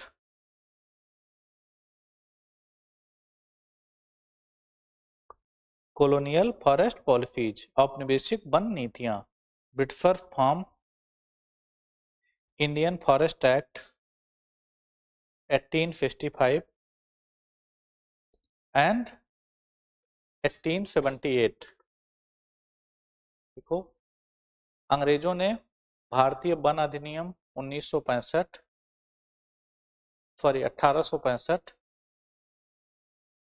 अंग्रेजों ने भारतीय वन अधिनियम 1865 और 1878 बनाए, जिसने राज्य को जंगलों पर पूर्ण नियंत्रण दे दिया।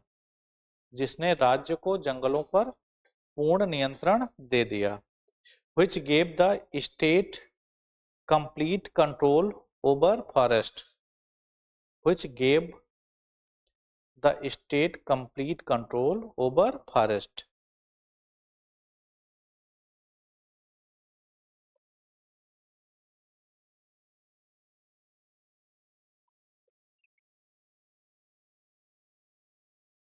राइट?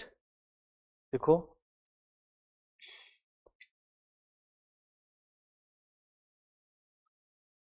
आगे लिखो, इसी में पॉइंट आउट करते चलो। Traditional uses by local communities were banned. Hindi में लिख लिया। The traditional use by local communities were banned. समुदायों द्वारा परंपरागत वनों के प्रयोग पर रोक लगा दी गई।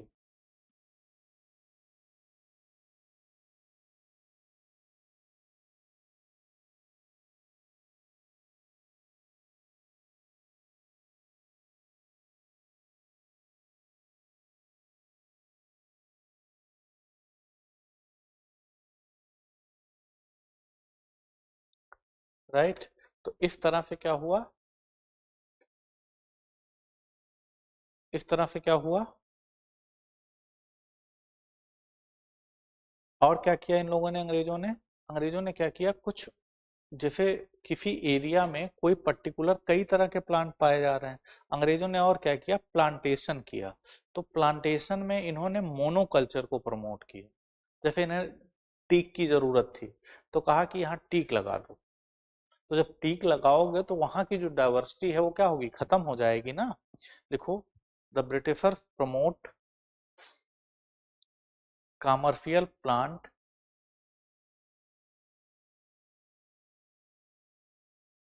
In the forest.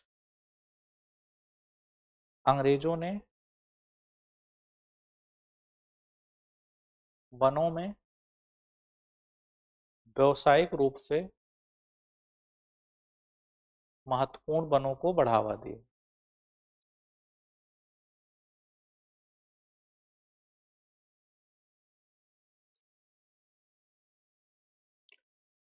which reduce the natural mixed plantation, जिसने प्राकृतिक प्राकृतिक मिश्रित वनों को कम कर दिया।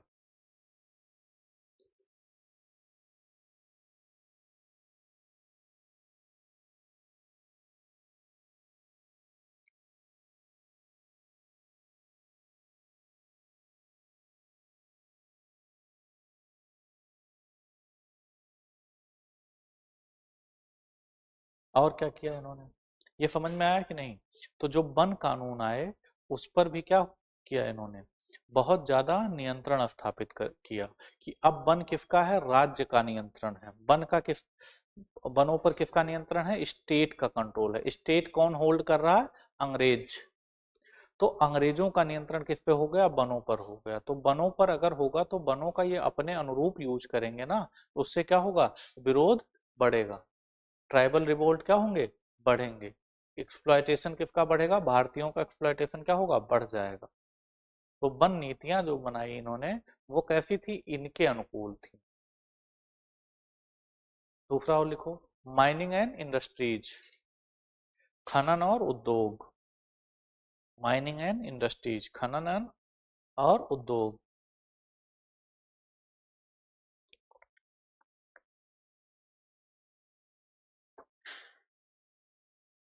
माइनिंग एंड इंडस्ट्रीज,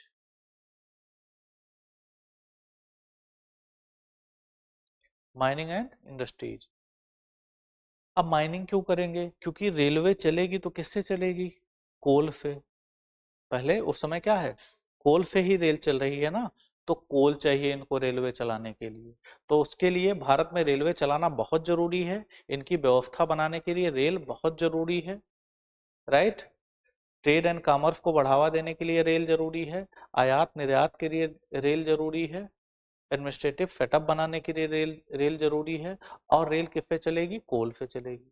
तो कोल माइनिंग कम होगी कि ज्यादा, समय के साथ कोल माइनिंग क्या होगी, बढ़ती जाएगी, क्योंकि रेलवे का विस्तार क्या होगा, भारत में बढ़ता जाएगा।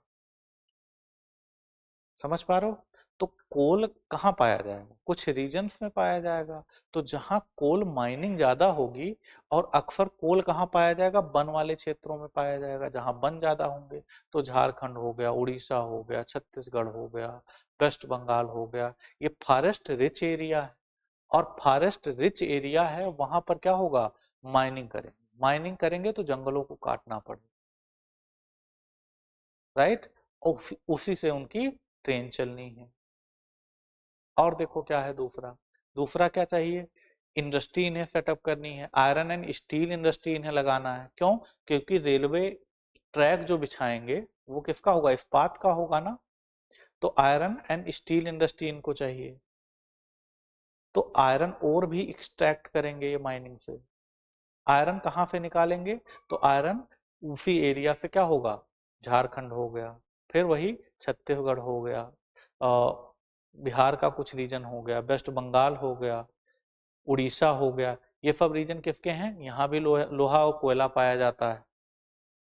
यहाँ क्या है, जंगल है, फिर जंगलों को काटेंगे क्योंकि इन्हें लोहा भी चाहिए, नहीं तो पटरियां नहीं बना पाएंगे। बात समझ पा रहे हो? तो उसके लिए लोहे को निकालने के लिए भी इन्हें क्या करना है, फॉरेस्ट को कट करना है। ऐसे में क्या होगा, वन कम होते जाएंगे। ठीक है, लिखो, the colonial government needed coal and iron ore. औपनिवेशिक सरकार को अपने उद्योगों औपनिवेशिक सरकार को अपने उद्योगों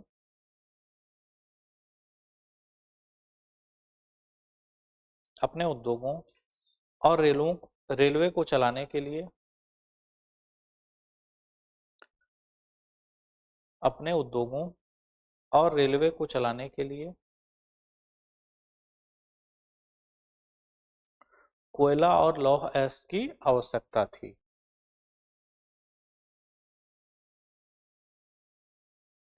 The colonial government needed coal and iron ore to run its industries and railways.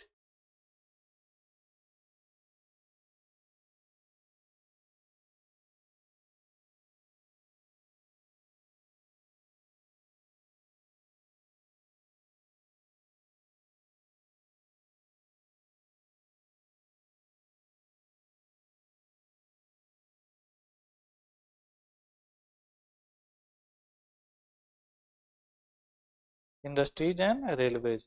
Mining operations started in forest-rich area. कोयला और लौह अयस्क की आवश्यकता थी। झारखंड और उड़ीसा झारखंड, उड़ीसा, छत्तीसगढ़, पश्चिम बंगाल जैसे वन समृद्ध क्षेत्रों mining operation started in forest rich area like Jharkhand, Odisha, Chhattisgarh, West Bengal.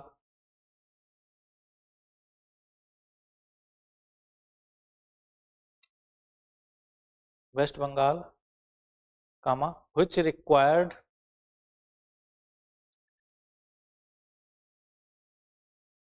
clearing the forest area.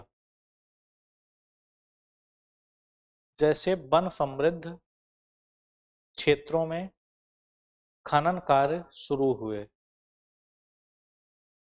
खनन कार्य शुरू हुए, जिसके लिए जंगलों को काटना आवश्यक था।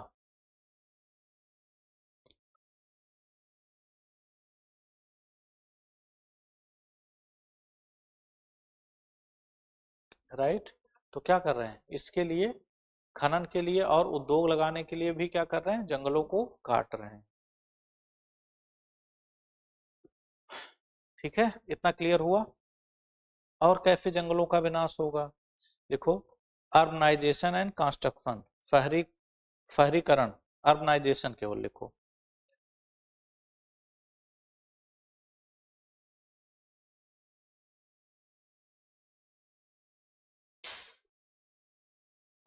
लिखो, the expansion of colonial cities, लिखो, कलकत्ता, बॉम्बे, मद्रास जैसे औपनिवेशिक शहरों के विस्तार के लिए, the expansion of colonial cities like Calcutta, Bombay and Madras required timber for construction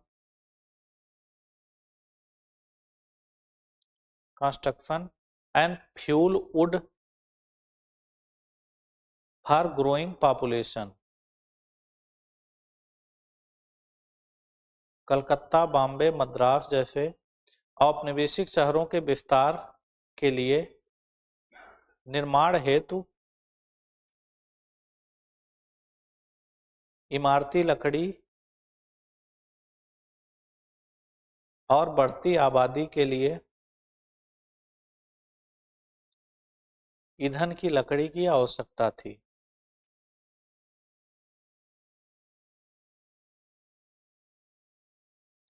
बढ़ती आबादी के लिए ईंधन की लकड़ी की आवश्यकता थी। Construction and fuel wood for the growing population, लकड़ी की आवश्यकता थी। देखो, forest near these cities were cleared, क्या हुआ?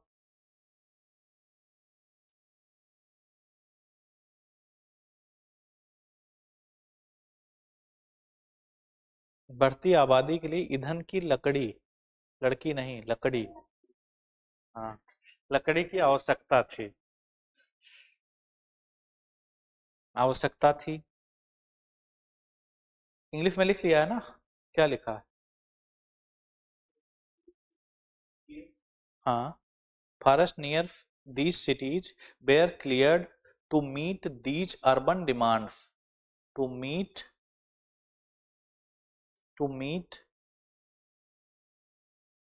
दीज अर्बन डिमांड्स, ईंधन की लकड़ी की आवश्यकता थी। इन शहरी मांगों को पूरा करने के लिए, इन शहरी मांगों को पूरा करने के लिए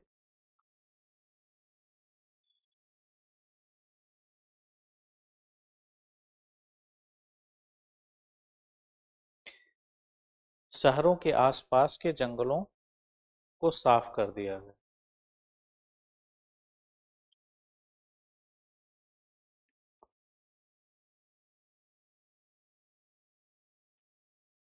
शहरों की मांगों को पूरा करने के लिए इन शहर के आसपास के जंगलों को साफ कर दिया गया। बात समझ पा रहे हो? पहले, अब आप लोग गैस पे और तमाम तरह के इक्विपमेंट हैं उस पे खाना बनाते हो ना, तब ऐसी सुविधाएं नहीं थी। तब शहर हो या गांव हो, हर जगह लकड़ी पर ही खाना बनता था। और इसके लिए भी एक सप्लाई चेन क्या होती थी, विकसित की जाती थी। शहर में कुछ कुछ दूर पर क्या होता था, स्टॉल लगे होते थे जहां लकड़ियां बिकती थी, राइट, लकड़ियां बिकती थी और सब लोग वहां से खरीदते थे। शहरों में जंगल नहीं था, तो शहरों में जंगल नहीं था तो आसपास के एरिया से सप्लाई चेन विकसित होगी ना, तभी सप्लाई की जाएगी शहरों में ना। तो यही साधन था सप्लाई का। और सारे शहर का खाना किस पे बनता था, लकड़ी पर बनता था। तो उसके लिए आसपास के जंगल क्या होंगे, धीरे धीरे काटने पड़ेंगे, क्योंकि सप्लाई को क्या रखना है, बनाए रखना है। क्लियर हो रहा है? तो इस कारण से भी क्या किया गया, जंगल काटे गए। लिखो, वार्स एंड कॉन्फ्लिक्ट्स, युद्ध और संघर्ष।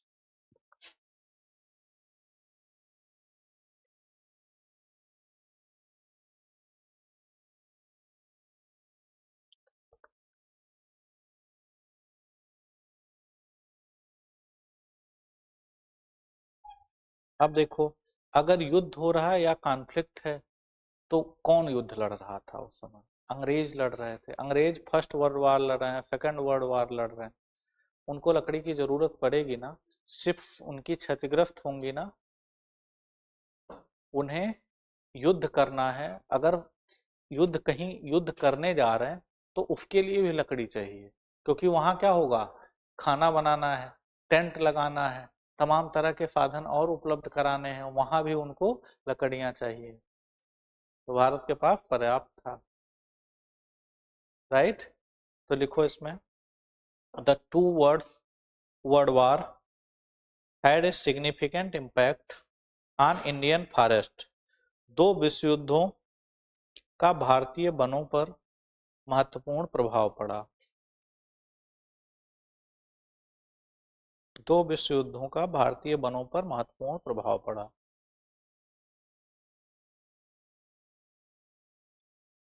significant impact on Indian forest. The British government, आगे, the British government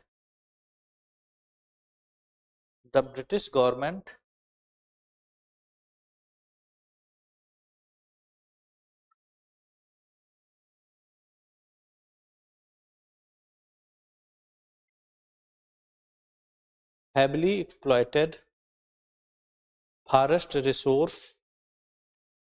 ब्रिटिश सरकार ने अपनी युद्धकालीन जरूरतों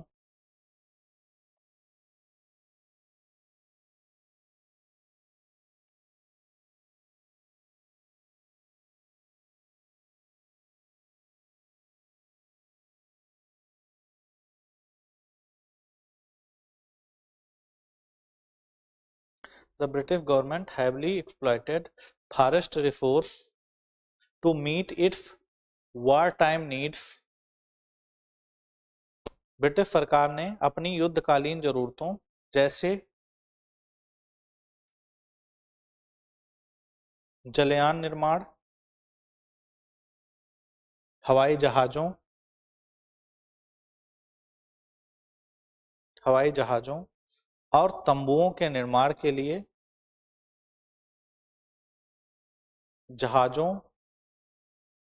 हवाई जहाज मतलब जलयान, हवाई जहाज और तंबुओं के निर्माण के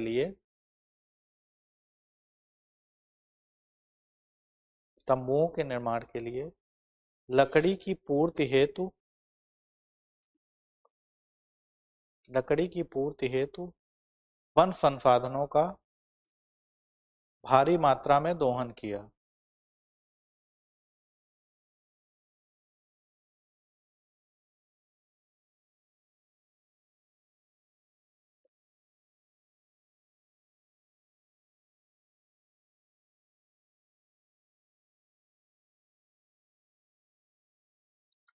To meet its wartime needs such as timber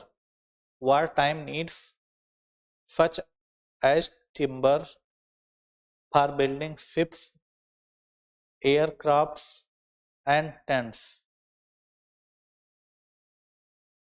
Such as timbers for building ships, aircraft and tents, leading to uncontrolled deforestation.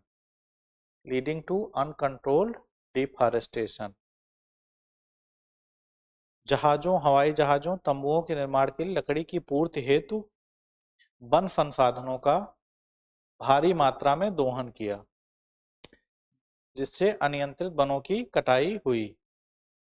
Leading to uncontrolled deforestation.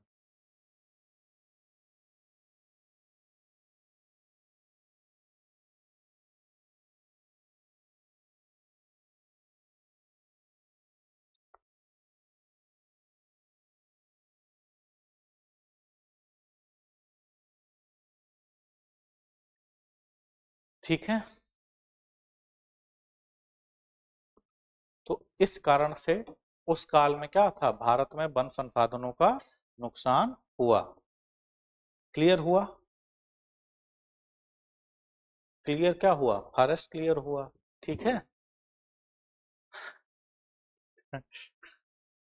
लेकिन मुझे लगता है तुम लोगों का भी क्लियर हो गया है पर्याप्त। अब ऐसे एक एक करके मुझे बताओ, देखें कितना याद आता है तुम्हें।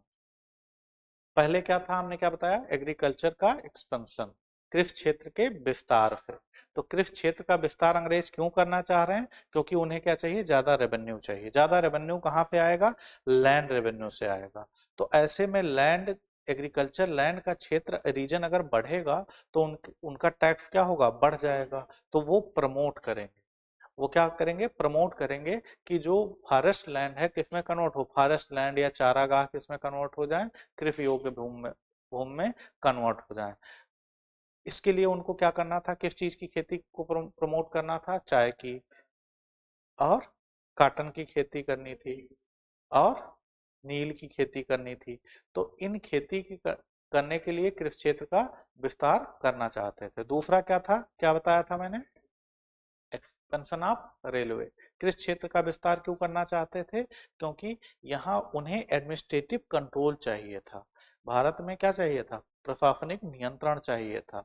और दूसरा क्या चाहिए था? कि ताकि व्यापार बढ़े। तो एक तो कंट्रोल चाहिए, तो कंट्रोल कैसे करेंगे? कि जब आसानी से सेना को जहां चाहे वहां भेज सकें, तभी तो जो रिवोल्ट होंगे, जो विद्रोह होंगे, उसको आसानी से दबाया जा सकता है ना। तो एक तो क्या था इसके कारण, और प्रशासनिक जटिलताएं क्या होंगी? आसान हो जाएंगी। रीच एक जगह से दूसरे जगह क्या होगी? आसान हो जाएगी। तो रीच आसान हो जाएगी तो कंट्रोल उनका क्या होगा? बढ़ जाएगा। राइट। दूसरा उन्हें क्या था? उन्हें क्या करना था दूसरा? अभी जहाज हूँ, अभी रेलवे पे हैं, अभी जहाज पे ना हो। और क्या था? ट्रेड। ट्रेड को बढ़ाना था। एक तो एडमिनिस्ट्रेटिव कंट्रोल था, दूसरा ट्रेड को बढ़ाना था। ट्रेड कैसे बढ़ा रहे थे? तो एक तो रेलवे के माध्यम से जो भारत के अंदर के भागों में ट्रेड होता है ये बढ़े। दूसरा क्या था? कि बाहर जो ट्रेड होता है वो सामान जो है इधर से यूपी बिहार से सामान लेकर पोर्ट तक जा रहे हैं, और पोर्ट से, तो उसके लिए भी रेलवे चाहिए। एक्सपोर्ट बढ़ाने के लिए क्या चाहिए? रेलवे चाहिए। आसान हो जाएगा ट्रांसपोर्टेशन। तो सामान को आंतरिक भागों से पोर्ट तक पहुंचाने के लिए। राइट। तो एक तरह से वो भी एक्सपोर्ट हो रहा था। जो ब्रिटिश हमारे यहाँ से कच्चा माल वहां ले जा रहे थे, वहां बना रहे थे, फिर भारत में पोर्ट पर लाते थे, उसको आंतरिक भागों में फैलाते थे, डिस्ट्रीब्यूट करते थे। तो उसके लिए भी कहीं ना कहीं यही सारा सेटअप चाहिए था। तो उसके कारण उन लोगों ने क्या किया? रेलवे का खूब विस्तार किया। और भारत में हमने क्या बताया? काठ गोदाम स्टेशन बनाया ही था यहाँ से लकड़ियों को ले जाने के लिए। दूसरा, नेवी के लिए। नेवी के लिए क्या था? कि नेवी में जो जहाजों का निर्माण होता है और जो उसकी मरम्मत होती है, दोनों के लिए क्या चाहिए? वुड्स चाहिए। और वुड कैसी होनी चाहिए? हार्ड वुड चाहिए, जो भारत में बहुत ज्यादा उपलब्ध थी। तो इस कारण से वो वेस्टर्न घाट से क्या कर रहे थे? एक्सप्लॉइट कर रहे थे लकड़ियों को। राइट। लकड़ियों को वेस्टर्न घाट से एक्सप्लॉइट कर रहे थे। और क्या था? अब हमने क्या बताया था? कि उन्हें माइनिंग करनी थी, उन्हें इंडस्ट्रियलाइजेशन करना था भारत में। तो इंडस्ट्रियलाइजेशन वास्तव में नहीं करना था, छोटे लेवल पर इंडस्ट्रियलाइजेशन था, बहुत बड़े लेवल पर नहीं है। अंग्रेज इंडस्ट्रियलाइजेशन करेंगे तो उनके वस्तुओं की मांग कौन करेगा?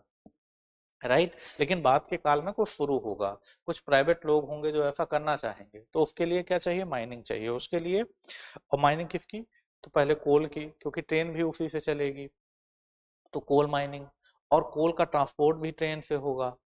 और कोल कहाँ पाया जाता है? फॉरेस्ट वाले एरिया में पाया जा रहा, तो फॉरेस्ट को कट किया जाएगा। इंडस्ट्रीज कहाँ सेट करोगे? जहां ये दोनों रॉ मटेरियल पाए जाएंगे, लोहा कोयला जहां पाया जाएगा वहीं हम इंडस्ट्री सेट करेंगे। नहीं तो क्या होगा? पता लगा हमने लोहा कोयला पाया जा रहा है वेस्ट बंगाल में, या सपोज करो छत्तीसगढ़ में, और हमने इंडस्ट्री लखनऊ में सेटअप कर दी। तो हम पहले लोहा लाएंगे और कोयला वहां से ढोकर लाएंगे। तो 100 किलो कोयला यूज हुआ और 100 किलो लोहा हमने यूज किया, 200 किलो हम लेके आए। और उससे हमने लोहा बनाया, तो लोहा कितना बना? 15 किलो। लोहा कितना बना? 15 किलो। अब सोचो 200 किलो हम ले आए थे, लोहा कितना बना? 15 किलो। अगर हम वहीं बना लें, उसी क्षेत्र में बना लें लोहा कोयला, तो लोहा का यूज और कोयला का यूज वहीं स्थानीय स्तर पर कर लिया हमने। और हम उसको क्या कर रहे हैं?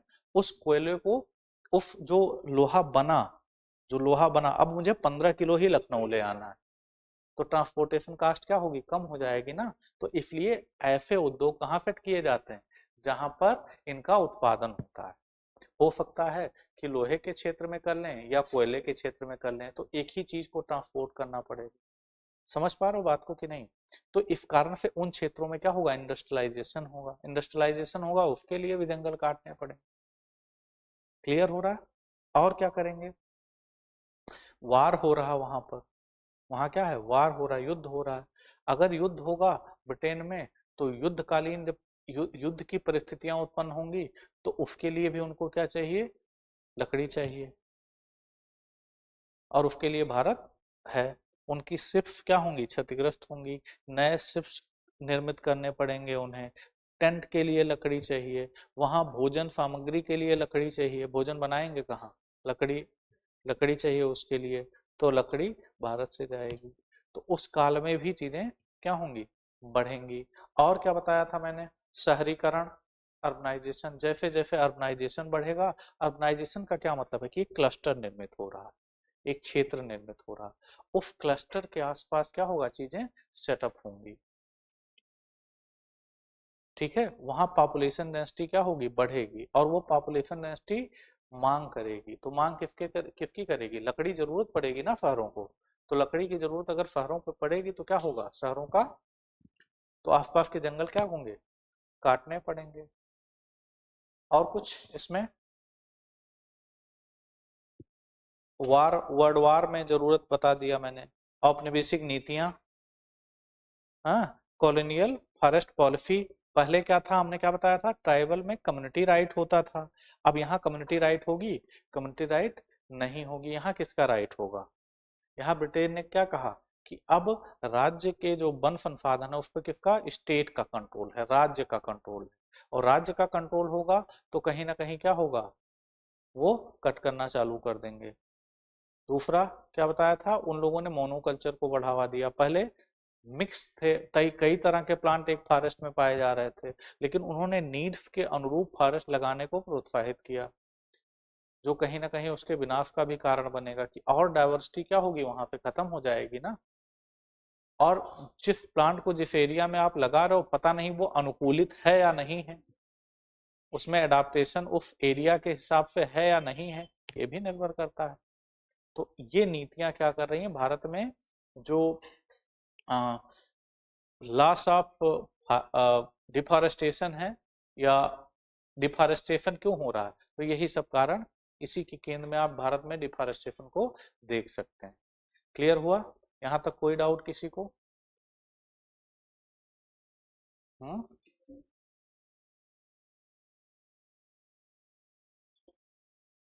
अब लिख ले जाओगे, इस पे क्वेश्चन आ जाएगा, कहो हाँ, कहो हाँ सर, लिख ले जाएंगे, हैं, लिख ले जाओगे ना, क्वेश्चन दे दें, अभी तुम यही छाप लाओगे जो हमने लिखाया है, ऐसे नहीं देंगे, कल कल थोड़ा सा और पढ़ाएंगे फिर क्वेश्चन देंगे। ठीक है, यहाँ तक क्लियर, कोई डाउट?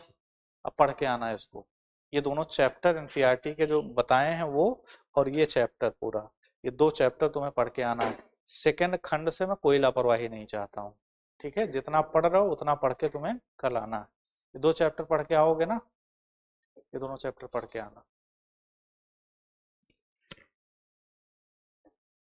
ठीक है। कुछ पूछना है, कोई डाउट? पढ़ के आना फिर पूछना, या ऐसे है ना, no study no confusion, more study more confusion, हाँ।